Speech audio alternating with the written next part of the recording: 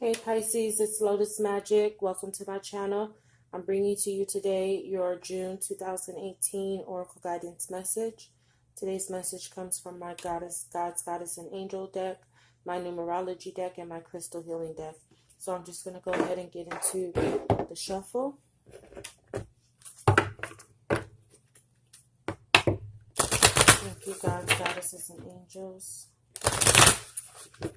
for my gifts and my abilities to help others as I am helping myself. What message do we have for Pisces for 2018? What message do we have for Pisces June 2018?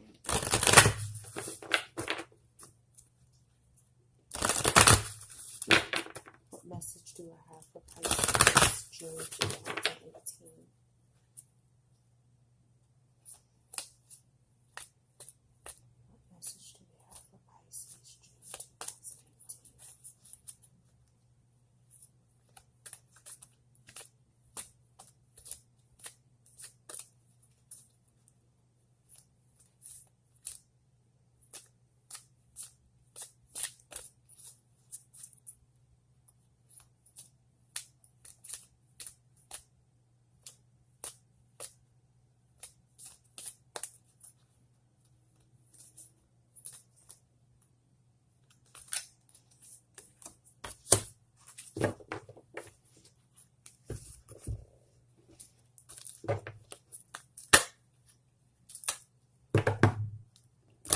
This Pisces needs to focus their energy for June 2018.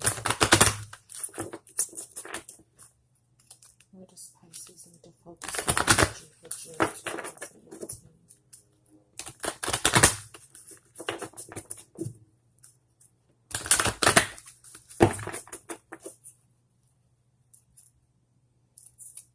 Where does Pisces need to focus their energy for June 2018?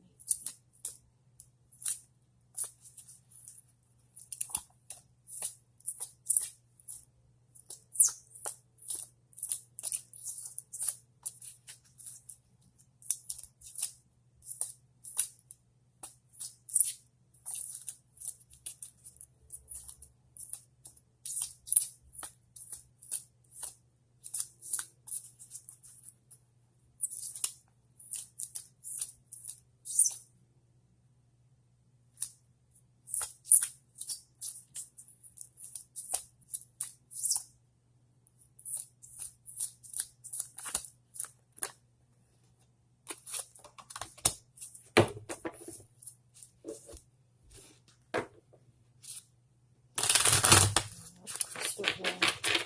What message do we have for Pisces?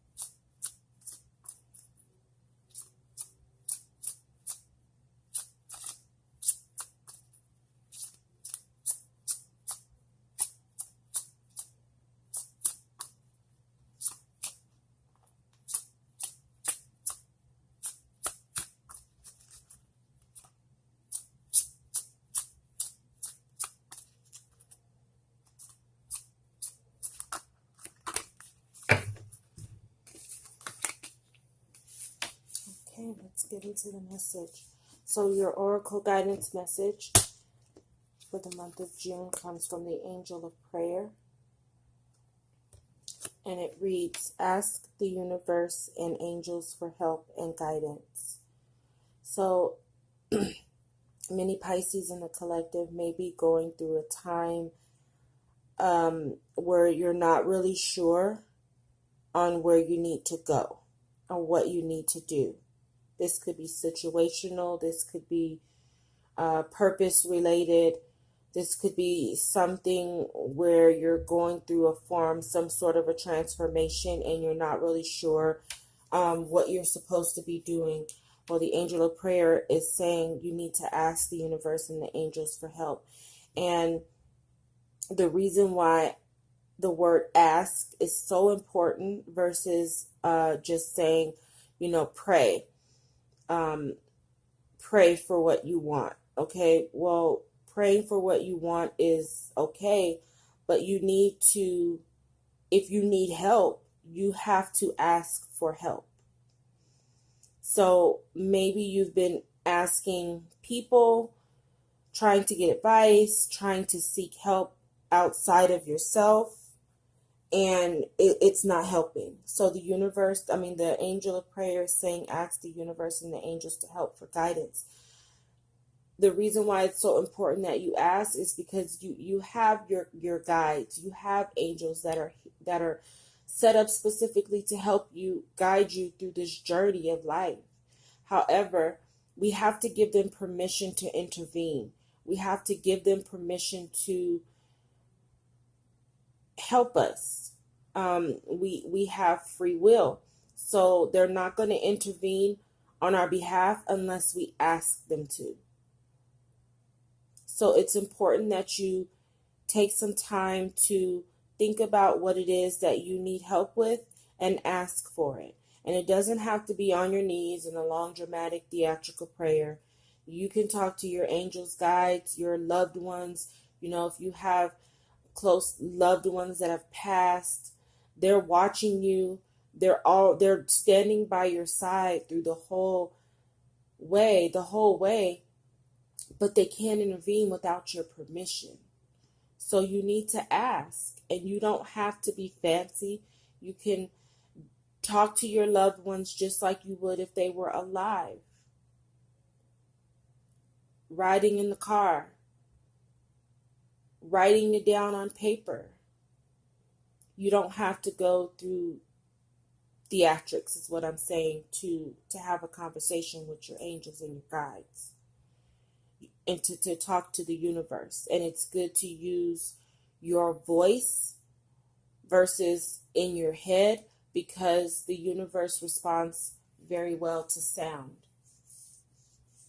So hearing the sound of your voice in prayer, which is of the significance of praying out loud, have those conversations with your guides so you can get the help that you need. You're not alone. You don't have to face this alone. But the thing about getting advice from outside sources is that people can only give you advice at their level of perception, at their level of experience. So if you're asking for things from people about things they've never been through, they're only going to give you their opinion. They can't really give you real sound, solid advice because they haven't been through what you've been through. So they can only give you some rhetoric on what they think you should do. Well, if you want to know what you should do, talk to God.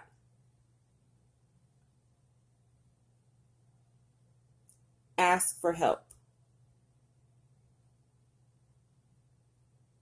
And this is something I've had to learn to do in my journey, so I'm not going to say that it's an easy thing to do, because it's natural for us to want to solve our problems. It's natural for us to want to go seek help, read a book, go online, try to look up all this expert advice on what we need to do. Well, there's some things in life that we have problems in life that we have to solve, that only a higher power can get us through. because man relies on what they know, what they see, what they've learned, and it's not always from a higher power. And our angels and guides can see and foresee things that we never would. A good example, and I'll just share a one good example from my own personal life. I just recently relocated, and I had found a place, and I got moved in and I got settled, and then a week later, I'm not going to get into details on why, but I had to move again. And I was devastated. I was stressed out because I used all of my money to make that move. I didn't relocate around the corner. I relocated to a whole another city. So I had to, and I have 3 children. So I had to move again. I didn't know what I was going to do. And I really couldn't ask for help from anybody. And when I say help, it wasn't really the financial part. It was really like how do I handle this pressure and this stress, because I'm going through some things and nobody around me really could help me. Well, I made a phone call to my spiritual guide, and during that reading, my grandmother came into the reading and guided me to the place that I'm now in. I never would have found this place, honestly, had I not asked for her help, or asked my grandma, my mom who's passed. Like, it was like the help I need is beyond any help I can get from the human level. I had to seek out help to get it. And my grandmother told me, don't worry about it.